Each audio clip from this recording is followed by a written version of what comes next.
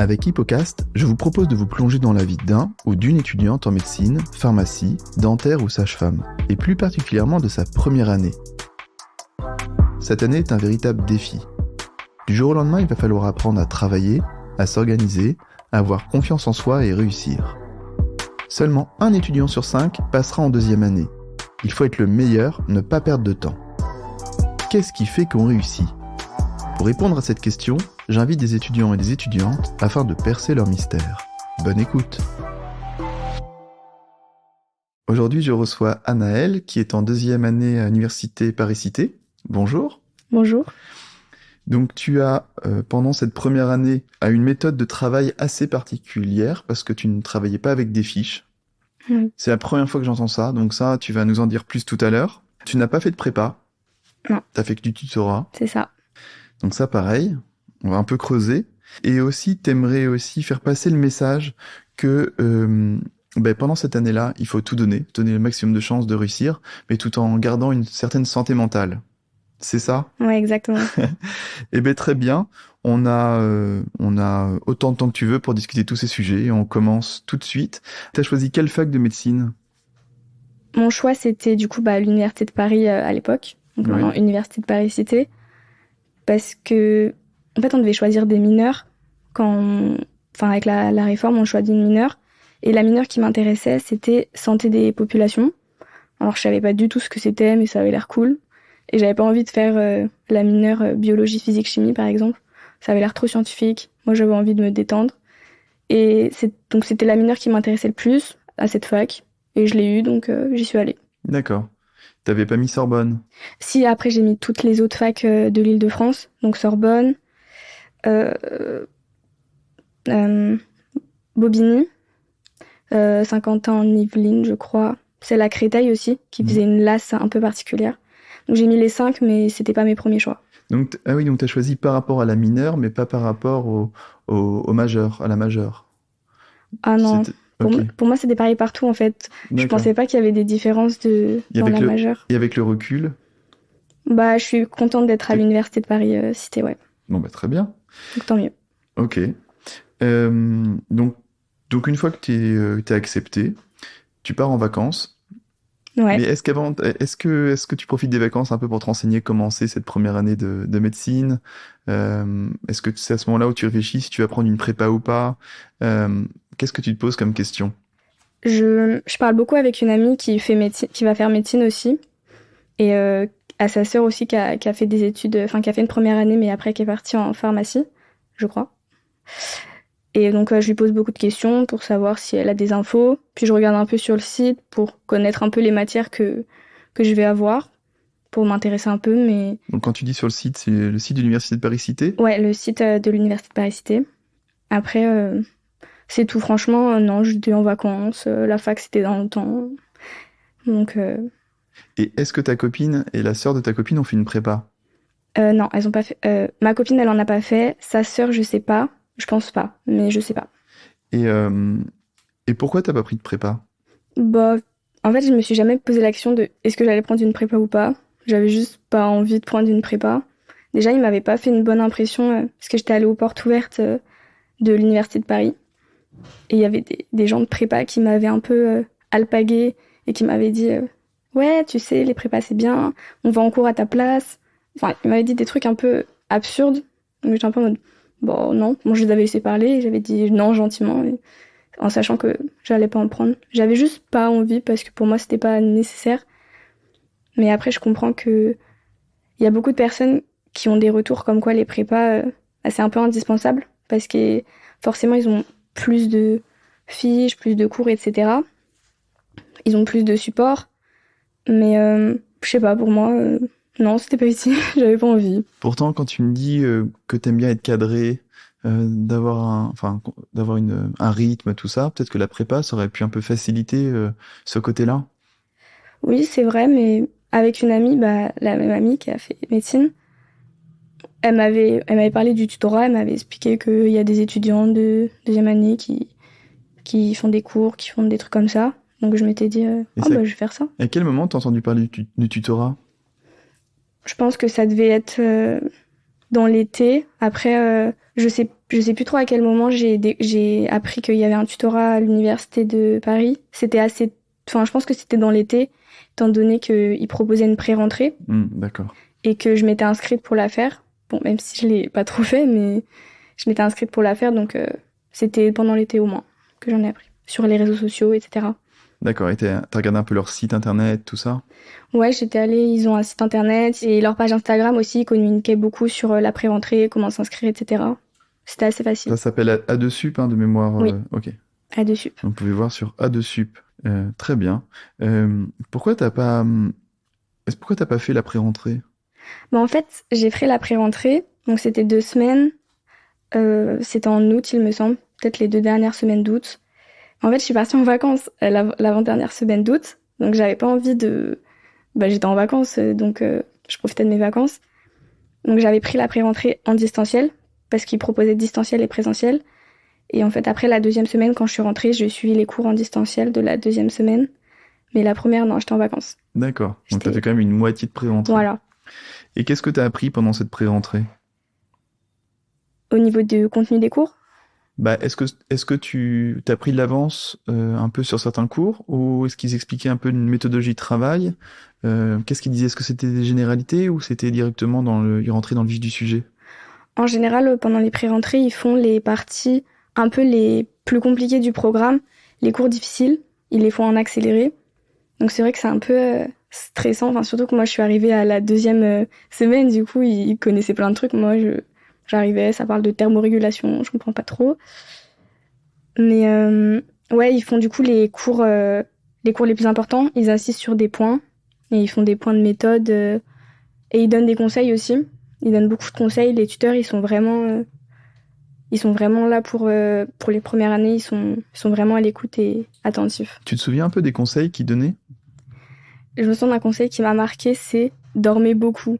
Le sommeil, c'est important. Vraiment, c'est un conseil qui m'a vraiment marqué. Je sais pas pourquoi, mais de bien dormir et d'avoir une bonne hygiène. De pas sacrifier sa douche ou son brossage de dents parce que faut relire une fiche. Genre, ça m'a marqué. Et toi, pour toi, le sommeil, c'est important? Franchement, oui. C'est important. Au lycée, c'était un peu n'importe quoi. Je me couchais un peu à n'importe quelle heure. Mais je suis arrivée en première année et en fait, je me suis dit, ok, là, on va faire attention. Donc à 22h, je crois, je me couchais. Et bon, ça me permet aussi de me dire, ah mince, je peux pas travailler, il faut que j'aille dormir. Le sommeil, c'est important. Donc c'était aussi un peu mon esquive pour... Donc tu l'as vraiment retenu, Ouais, je l'ai appliqué. Conseil. Ok. Vous étiez combien en tutorat après? Est-ce que tu sais à peu près? Je sais que pendant certains concours blancs, parce qu'on avait des concours blancs, des fois on était classé peut-être 1000, on était un peu...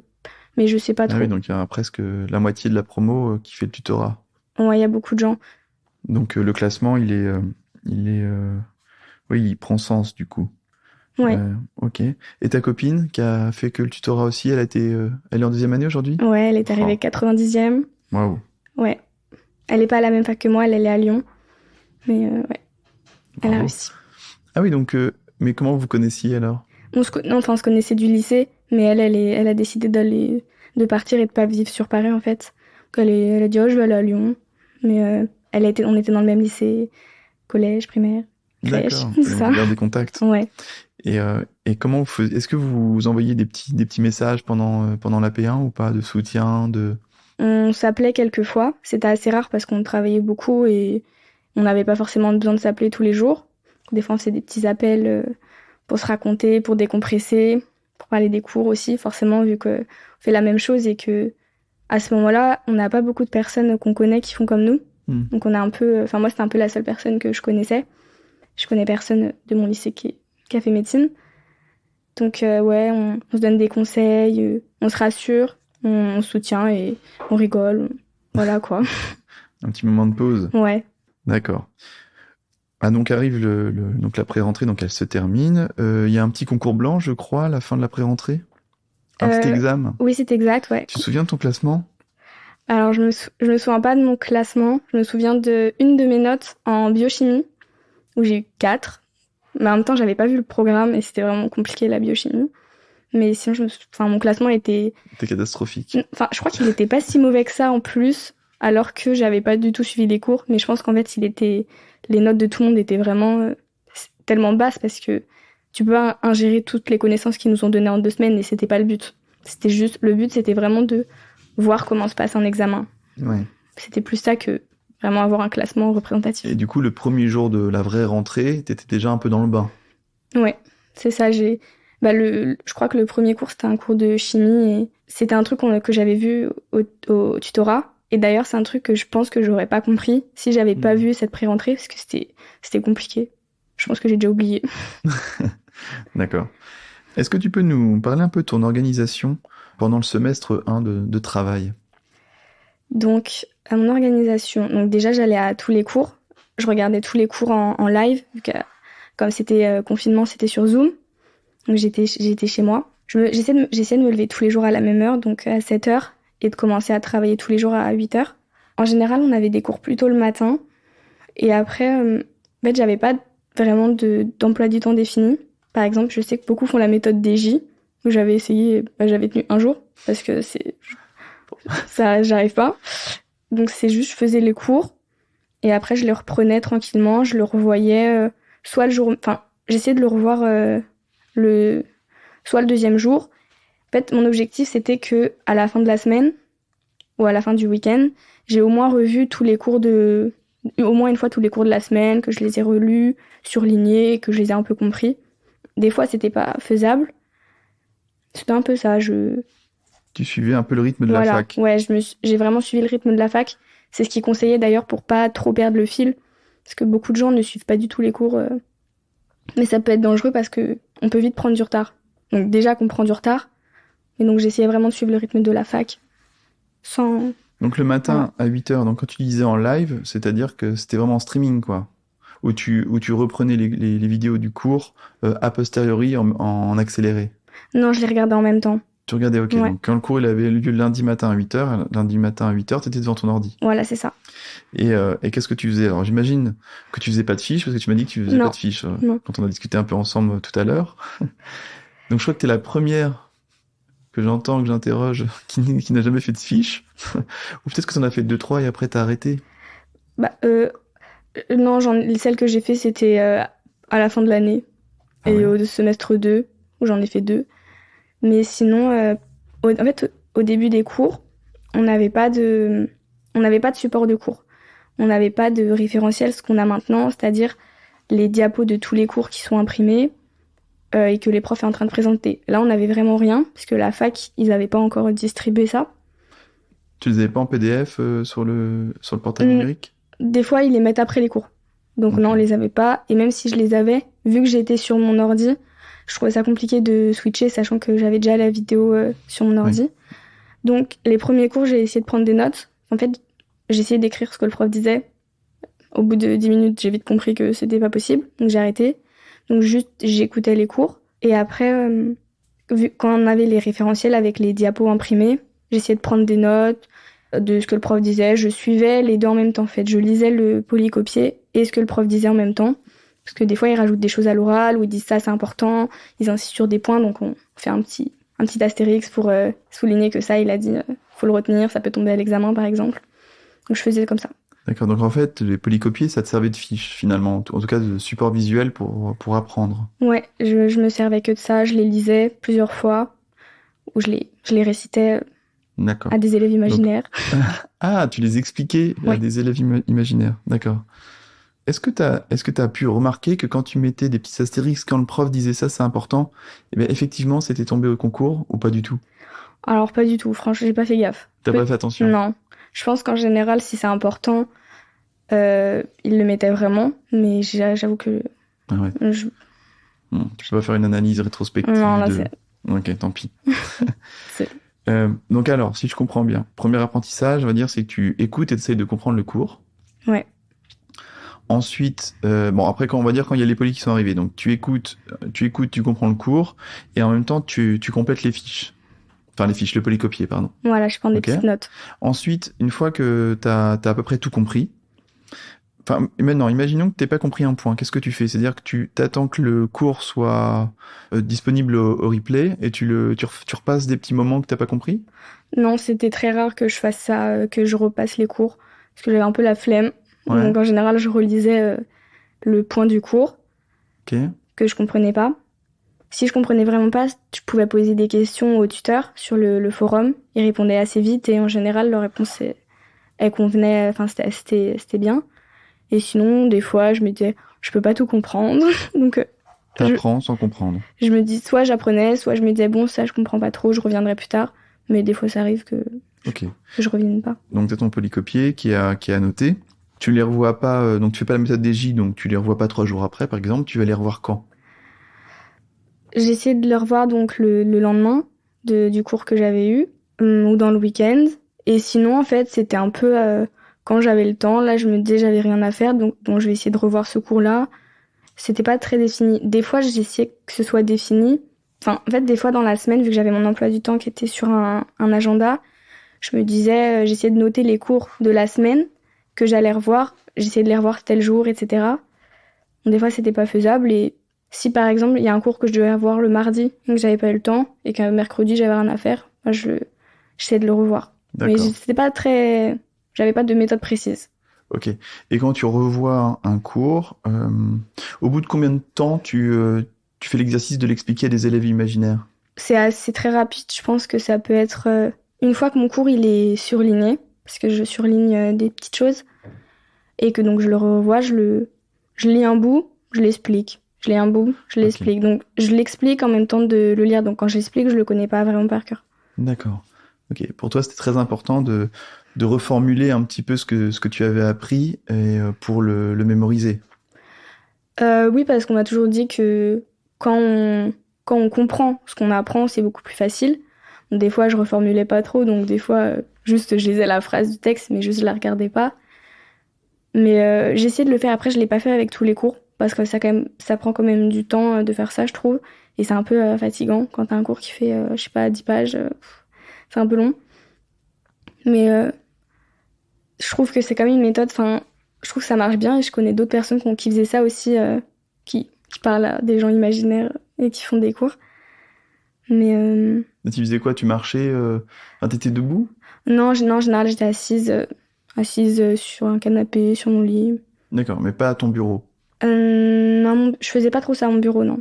Quand je lisais des cours, c'était plutôt sur un canapé en général. Mon bureau, c'était plus quand j'avais besoin d'une table, en fait, pour écrire ou faire des trucs comme ça.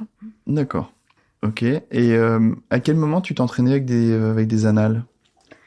Alors moi, j'ai commencé les annales vers la période de révision, Ouais.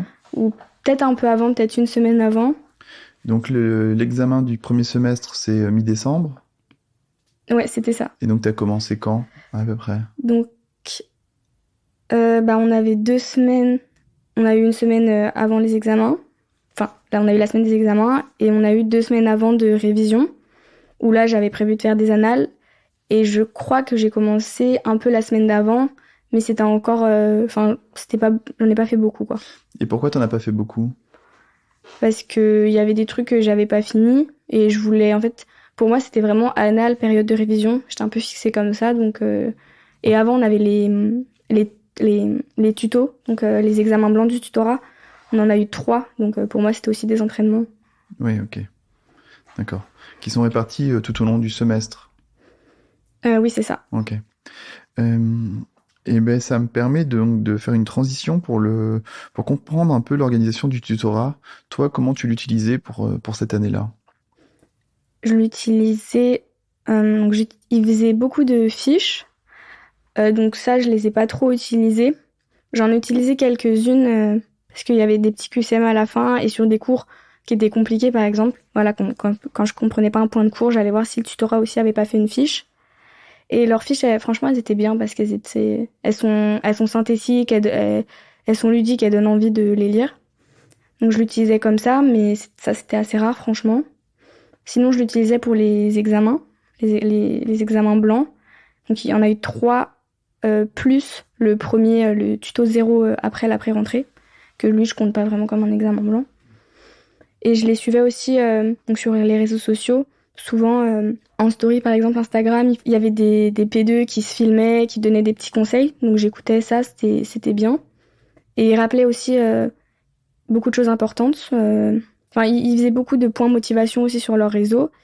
Et je les utilisais aussi parce qu'en fait, ils faisaient ce qu'on appelle des GT, donc des groupes de travail.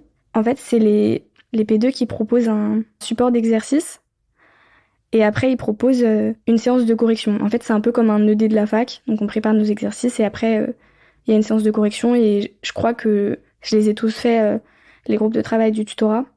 Ça, c'était bien, ça? Ouais, franchement, c'était bien. Donc, il y en avait... C'était pas toutes les matières. C'est les matières un peu plus compliquées. Donc, chimie, physique, biologie cellulaire, biochimie. Enfin, c'est les matières plus compliquées ou qui demandent un peu de réflexion et pas juste du par cœur parce que ça n'a pas trop de sens de faire ça sur du par cœur. Mais franchement, c'était bien. Je pense qu'il y en a eu 2 ou 3 dans chaque matière. D'accord. Et ça, c'était en présentiel ou en distanciel? Au début de l'année, c'était les deux. On pouvait choisir. Il y avait des créneaux présentiels, des créneaux distanciels. Après, il y a eu un nouveau confinement, donc je crois que là, tout était repassé en distanciel. Et après, ils ont refait les deux, il me semble. Et toi, tu te déplaçais ou pas quand tu avais la possibilité? J'ai fait les deux. J'en ai fait en présentiel. Mais il me semble que j'en ai plus fait en distanciel quand même, parce que c'était plus pratique pour moi. T'as combien de temps de la fac? Le transport? Donc j'ai 50 minutes de train. C'est à peu près 20 minutes, donc on va dire 1h30. On va dire 1h30. L'aller? À l'aller, oui. Ouais, donc t'as 3 heures, donc ok. Donc ces groupes de travail, donc c'est des deuxième années qui prennent de leur temps et qui creusent avec vous, qui vous expliquent les points les plus touchy, quoi, enfin les plus difficiles à assimiler. Est-ce qu'il y avait des petits cours aussi, genre pour des concepts, pour des concepts un peu difficiles?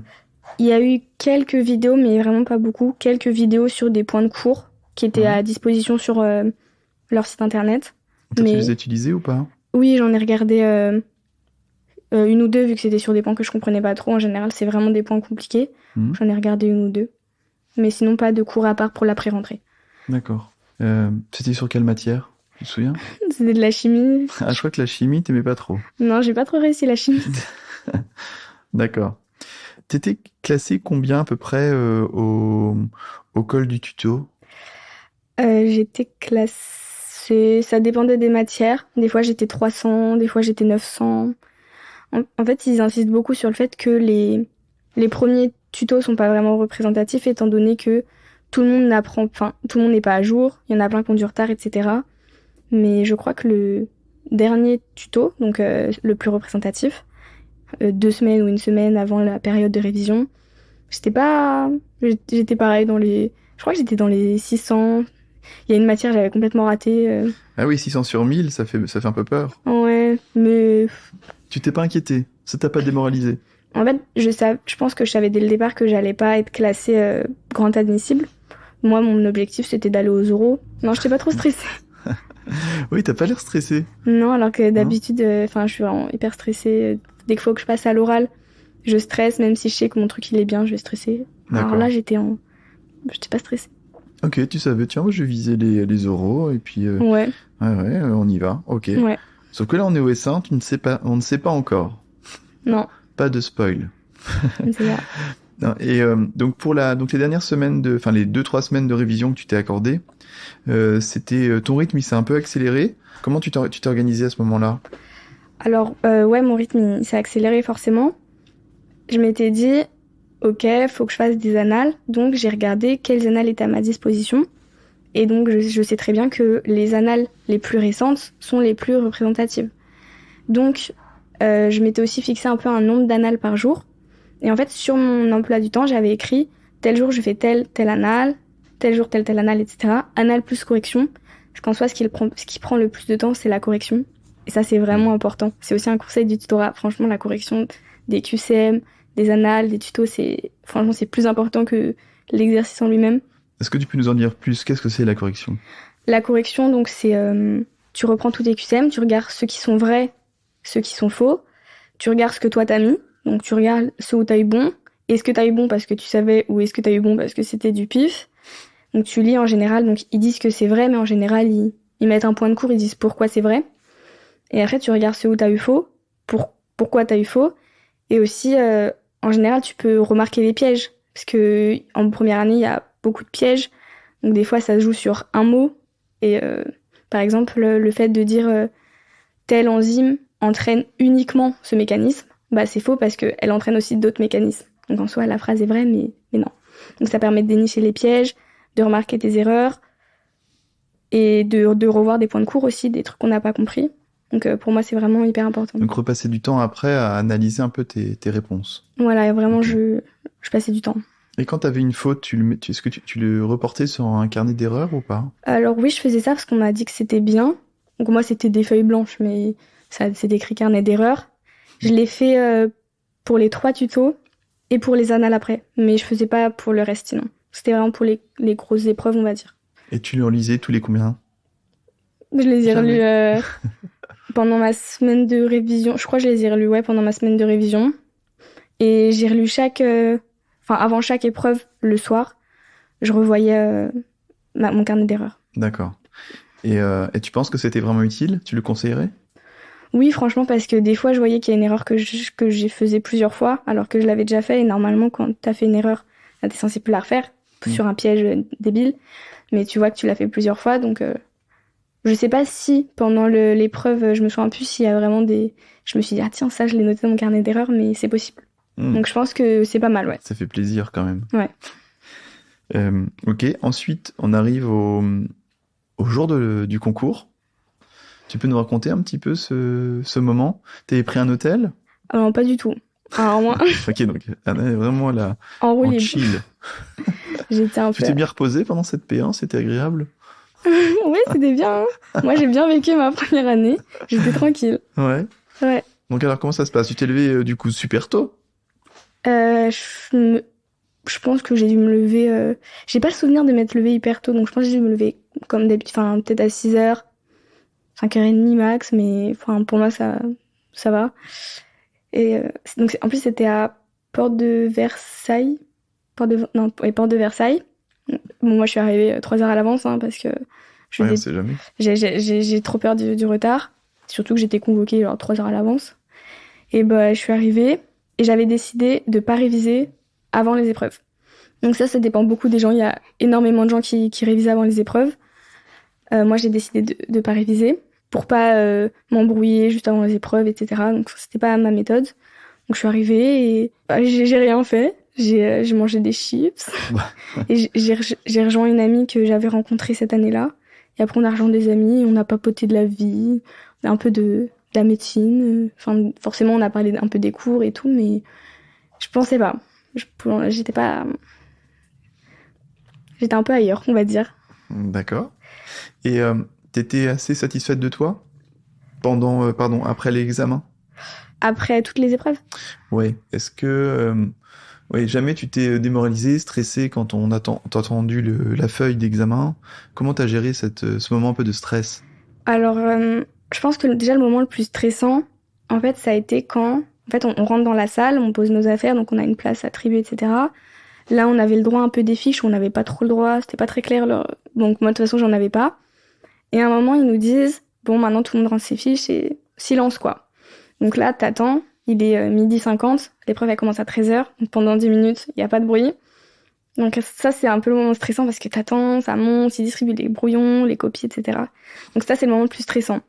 Après, pendant les épreuves, forcément, j'étais stressée, mais j'ai réussi à faire un truc. Alors, je sais pas comment j'ai réussi à faire ça, mais une fois que mon épreuve était finie, j'étais en mode c'est fini. C'est bon, c'est fait, je vais pas stresser. De toute façon, je peux pas changer. C'est fait. Alors pourtant, les 2 premières épreuves, pour moi, c'était les plus compliquées. Enfin, c'était les plus dures. Il y en a une... Il y a la moitié le tiers du sujet, j'ai pas fait. Parce que c'était quoi? C'était la biochimie et les sciences humaines et sociales.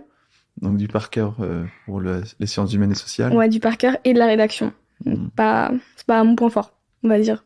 Je me souviens que pendant l'épreuve, je regardais un peu à droite, à gauche, et je me suis dit non, faut te reconcentrer quand même, c'est un concours, donc tu vas écrire sur ta feuille. Mais je suis un peu en mode... Ok. Donc tu savais que tu n'avais pas cartonné les sciences humaines et sociales, mais t'as pas stressé après l'épreuve. Tu dis hop, c'est bon, on va attendre les résultats, et je vais me détendre un peu en vacances maintenant, je vais prendre une semaine ou 10 jours. Ouais, c'est ça, je me suis déconnectée totale. Ouais. T'as fait quoi? On avait 3 semaines de vacances, donc C'est juste après beaucoup. les concours. Ouais, c'était bien. On a eu les fêtes, donc ils nous ont mis le concours avant les fêtes. Donc ça, c'était bien aussi, parce que je pense que ça aurait été un peu relou. Donc j'ai passé les fêtes, donc Noël, Nouvel An, etc. Et après, j'ai rien fait. Oh, j'ai regardé des films, regardé des séries, j'ai dormi, j'ai rien fait, franchement. Et j'ai fait, si, parce que sur les 3 semaines, il y a eu une semaine de pré-rentrée pour le second semestre. Donc je l'ai fait. Mais j'ai pas révisé, j'ai pas pris d'avance. Oh, j'ai fait, je suis en vacances, c'est bon, stop. D'accord. Vacances. Et t'es arrivé combienième, du coup, au S1? Alors, je suis arrivée 666e. Donc, c'est un chiffre qui fait un peu peur. Et je me souviens de la découverte de mon résultat. Parce qu'en fait, je m'étais fait donc un groupe de copines. Et elle m'avait dit, ah, il y a les résultats. Et elles avaient des classements pas bons. Surtout que j'avais une copine qui travaillait vraiment énormément, peut-être 14 heures par jour. Et qui avait un classement vraiment pas bon. Et pour moi, elle était vraiment plus forte que moi. Donc, j'ai eu peur. Et je me sens qu'en ouvrant la page des résultats, mon cœur, je l'ai entendu battre dans ma poitrine. Et là, j'ai vu ce classement. Du coup, j'étais soulagée parce que je me suis dit, ça va, je suis pas 1700e, etc. Pour moi, c'était un. Forcément, on aimerait être plus, on aimerait être premier, mais voilà. Mais non, j'étais satisfaite. Et je me suis dit, 666, c'est un classement un peu. Enfin, c'est un chiffre un peu significatif pour certains. Moi, j'ai trouvé ça drôle. Ça m'a fait rire un peu. J'étais contente. Et ça t'a motivé pour travailler plus ou changer un peu ta méthode de travail pour le S2? Alors, non, franchement, j'ai fait pareil. T'as fait pareil? Ouais, je me suis dit, bah, on va continuer comme ça, hein. Enfin, c'est représentatif de mon travail, je pense. Mais 666 au classement définitif, t'aurais eu les euros ou pas? Oui, j'aurais eu les euros. Parce que je sais que pour la première année où il y a eu les euros, ils ont fait passer les euros à beaucoup de personnes. Je sais pas si ce nombre-là a diminué aujourd'hui. En fait, quand moi j'ai fait ma première année, ils acceptaient aux euros tous ceux qui avaient validé leur première année. Donc tous ceux qui avaient au moins 10 de moyenne. D'accord. Donc moi j'ai eu plus, donc forcément j'allais être prise aux euros. Là, cette année, effectivement, comme l'année dernière, il y a eu beaucoup de débats sur les euros. Ils ont pris, alors je crois que le calcul, c'est le numérus plus 50%. Donc je crois qu'au total, ça va peut-être jusqu'à 750 du classement, mais je suis pas très sûre. J'avais fait des calculs D'accord. avec mon filleul. Mais... Donc à surveiller, mais oui, ils prennent moins de monde maintenant aux euros. Ouais, ils ont restreint. Si t'as 10, tu vas pas forcément aux euros. Parce que oui, je crois qu'il y en avait qui étaient millième ou 1200e et qui sont passés devant des gens qui étaient juste, je vais dire une bêtise, mais genre à 251. Et donc c'est le premier à être admis aux euros, puis boum, boulé. Et ouais, donc ça a créé des... Ouais, j'ai eu... Moi, comme j'étais passée, j'avoue que j'ai un peu... J'ai pas trop vraiment regardé ce qui s'était passé, mais j'ai vu que ça a créé beaucoup de tensions et que des personnes, elles ont perdu des places, un nombre de places inimaginable, alors qu'elles auraient dû être en médecine, quoi. Ouais.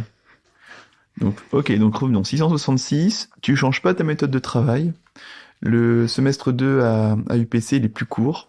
Il finit en mars pour la majeure. Moi, il finit mi-mars. Mi-mars. Donc tu donnes tout, tu bosses de la même façon, même si c'est plus court. Oui, j'ai pas le souvenir d'avoir travaillé différemment. Je regardais toujours les cours. Je faisais toujours les ED de la fac aussi. Ouais, ah oui. Ça, c'est vraiment important pour moi. Même au S1, j'ai tous fait. Les groupes de travail, j'en ai peut-être fait un peu moins. Enfin, en fait, si je pense que je les ai tous faits, mais j'avais pas forcément le temps de les préparer. Donc, mais même quand j'avais pas le temps de les préparer, j'allais regarder la correction. Mais non, sinon, je regardais le cours, je prenais des notes. Après, là, on avait les cours tout de suite sous la main, sauf certaines matières où on a dû les imprimer nous-mêmes.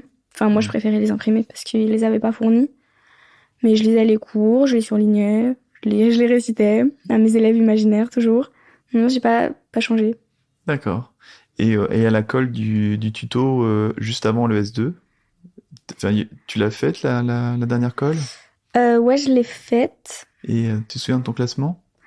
Alors je crois qu'il était un peu, enfin, pareil, un peu. J'étais peut-être un peu mieux, mais en fait, il était représentatif. Mais par exemple, sur un week-end où il y avait 5 épreuves, sur une épreuve, je pouvais être classée sur 1000, et sur d'autres, on pouvait être seulement 500 à l'avoir fait. Ah oui. Donc, c'était représentatif, mais des fois... Ah oui, c'était par épreuve, quoi. Voilà, en fait, c'est ça. Les gens choisissent leur épreuve. Ouais, donc des fois, je pouvais avoir un bon classement, mais il suffit qu'il y ait quelqu'un qui n'ait pas fait l'épreuve, etc. Et surtout qu'il y a les... Si, on avait des classements parce que... En fait, chaque filière a des coefs. Donc, on avait des classements par coef et par filière, donc c'était pas mal. Mais non, je crois que j'étais dans le numérus, mais je suis même pas sûre. Donc ça m'a pas trop marqué. Ouais, ok, tu te stressais pas de ça, quoi. Non. Ok. Tant mieux, hein, parce que ça peut un peu démoraliser quand on n'est pas très bien classé pour l'école blanche. Ouais. Ok. Et donc arrive le S2. Est-ce que tu t'accordes, ça je t'ai pas posé la question, est-ce qu'il y a des moments dans la semaine qui sont réservés un peu aux amis ou à la famille, le soir, le week-end? Ah oui, bien sûr. C'était hyper important pour moi. Donc j'étais en couple à ce moment-là. Moi, je suis toujours en couple. Mais pour moi, c'était le week-end, au moins une journée de pause. Donc, mais ça pouvait varier. Donc si par exemple je m'arrêtais de travailler le vendredi à 17h et que je voyais mon copain, j'essayais de retravailler le samedi en fin d'après-midi quand il partait.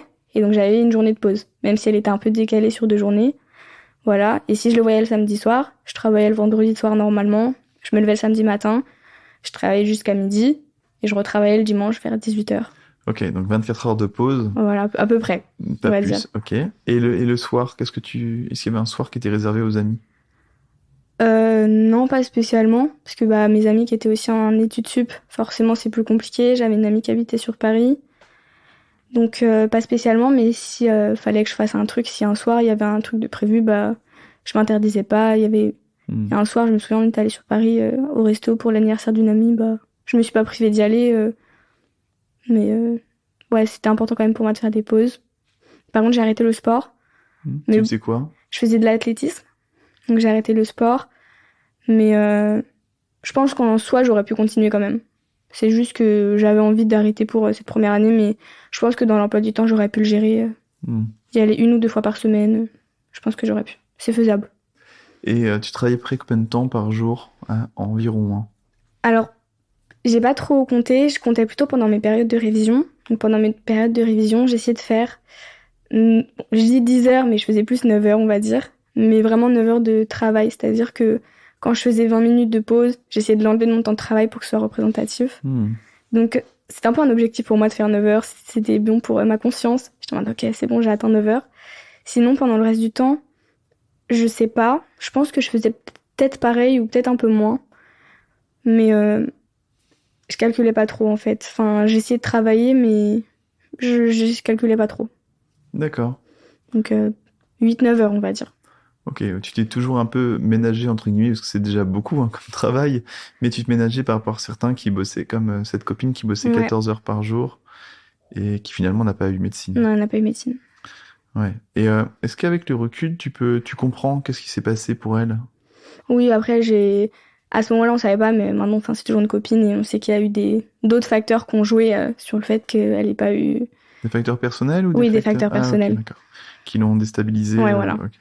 Donc on arrive au concours du S2, donc j'imagine que c'était toujours... tu prends toujours pas d'hôtel? Non, pareil. Tranquille.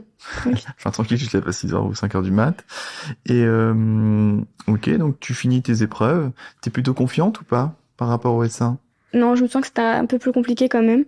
Pourtant, les matières... je sais pas, on m'a toujours dit le 2e semestre, c'est plus facile. Mais en soi, je me disais, si c'est plus facile pour tout le monde. Donc c'est un peu bête de dire ça, mais... tant mieux si c'est plus facile. Mais je me souviens que après plusieurs épreuves, j'ai eu le sentiment de me dire ah ouais, le sujet là, il était pas cool franchement. Ils ont fait des pièges, c'est pas cool. Donc moins confiante je pense, mais toujours dans l'optique de me dire c'est fait, je peux pas changer. Donc je vais pas penser à ça maintenant, j'y penserai quand les résultats seront sortis. Et c'est tout quoi.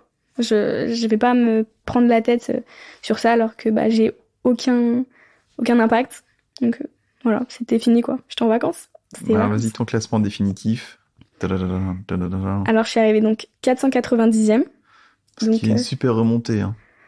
Ouais, j'étais contente. Ah oui, parce que oui, on est d'accord que c'est la moyenne du S1 et du S2. Oui, exact. Donc si t'es 490, c'est que t'es arrivé au S2 bien... t'avais un classement bien meilleur. On est d'accord. Ouais. Donc top. Donc là, t'es admissible aux euros. T'es pas dans les... T'es pas dans le numérus ou comment on dit déjà dans les grands admissibles. Ouais, en fait les grands admissibles, c'est donc, ça. T'es pas dans les grands admissibles, mais par contre t'as les euros. Exact. Donc t'es contente? Bah ouais, moi de toute façon je m'attendais pas à être grand admissible. D'accord. J'étais pas, parce que je me donnais à fond, mais en soi je sais que j'aurais pu faire beaucoup plus de sacrifices. Par exemple ne pas voir mon copain le week-end, ne pas m'accorder de sortie avec mes copines. Et là, je pense que vraiment, en travaillant beaucoup plus, j'aurais pu avoir plus, mais je voulais pas faire plus au point de sacrifier ma vie sociale, même s'il faut faire un peu de sacrifice forcément, mais je voulais pas... Donc t'avais quand même en tête que si tu travaillais plus, t'aurais mieux réussi. Si t'étais pas au max un peu de ton travail. Je pense que oui, après, je pense qu'on peut, même si on fait de notre mieux, je pense qu'on peut toujours faire plus. Enfin, il y a toujours un moment où j'ai pris 20 minutes de pause au lieu de 10.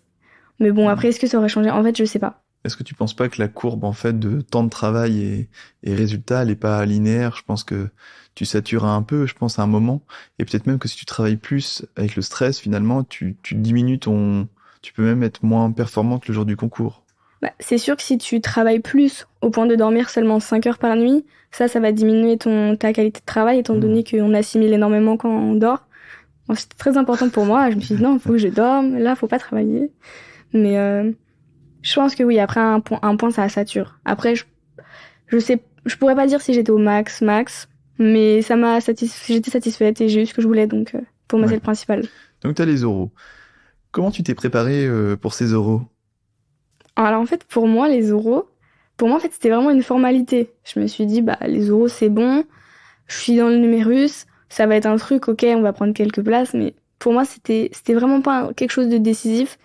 Surtout que j'avais eu des retours comme quoi, bah, enfin, ceux qui sont, ils ont pris tous ceux qui ont plus de 10, mais de toute façon, ils pourront jamais remonter. Donc j'y suis allée un peu les mains dans les poches, parce que j'ai eu le S2, après j'ai eu ma mineure, et donc tout ça c'est fini le 6 mai, et mon oral c'était le 21 juin. Donc du 6 mai au 1er juin, j'ai rien fait, et après j'ai travaillé un travail d'été en fait pour me faire des sous. Et en même temps de ça, le tutorat proposait des oraux d'entraînement. Donc ils nous ont mis des petits sujets pour qu'on puisse s'entraîner tout seul. Et ils nous ont proposé 2 séances en groupe pour s'entraîner à l'oral. Donc j'ai fait les 2. Et aussi, je m'entraînais un peu avec mes parents. Ils me donnaient un sujet, je leur racontais. Ils me disaient ce qui était bien, ce qui était pas bien. Mais sans plus, quoi. C'était... Raconte-nous comment ça se passe, justement, les 2 oraux organisés par le tutorat.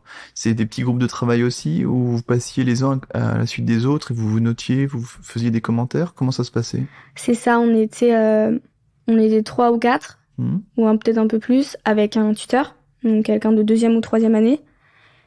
Et chacun notre tour, on passait sur un sujet. Donc des fois, il y en a qui avaient 2 fois le même parce que c'était en fonction de la répartition. On passait sur un sujet et après, lui nous faisait son petit débrief. Et si les autres, ils avaient des commentaires, ils pouvaient faire des remarques, etc. en positif ou négatif, hein, pour dire ce qui était bien, ce qui était pas bien. Et c'était bien, franchement, c'était cool. Et qu'est-ce qu'on t'a dit à ton premier passage? Au tuto ou... Ouais, au tutorat, tutorat. Parce que j'imagine qu'ils sont pas trop débriefés, les profs, quand tu étais passé devant eux. Non, c'est vrai, non, ils disent pas. Mais moi, j'ai mon débrief personnel. Ils sont pas levés et applaudis en disant encore. Non, ils n'ont pas fait ça. Au tuto, si je me souviens qu'il y en a un, j'avais un peu trop défendu ma position et j'avais pas trop, parce que c'était une réponse oui ou non. Et moi, j'étais pour le oui, je crois, et j'avais pas assez donné d'arguments pour le non. Donc, j'avais pas assez nuancé. On m'avait donné ça.